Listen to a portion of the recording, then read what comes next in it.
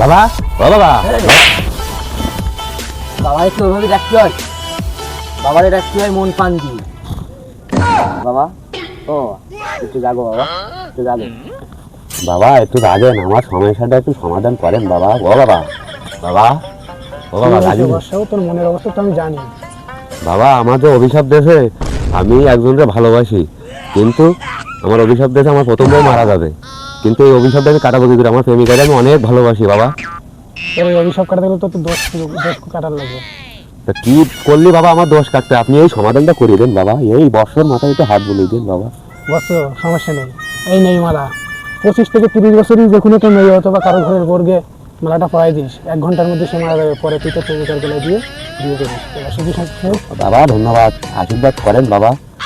বিয়ের পর 8-10টা বাচ্চা একসাথে হবে তোর। ওরে বাবা ঠিক আছে, আরো কয়টা কল বুঝতো।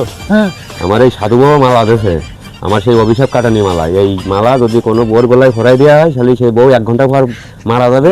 আর এই মালা নিয়ে তখন আমার প্রেমিকার আমি বিয়ে করতে পারবো, কারণ একটা বউ তো খুশ দিয়ে হবে। তাহলে চলো ওই বল্টুরে বউ আছে, ওই বৌদির গলায় দোয়ানে।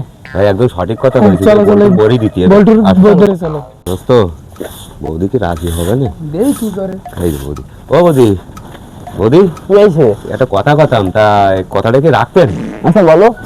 করছে কি আমার এই সাধু বাবা এই মালাটা দেশে, কারণ আমার প্রেমিকার একটা অভিশাপ আছে, আমি যদি বিয়ে করি তো প্রথম বউ মারা যাবে।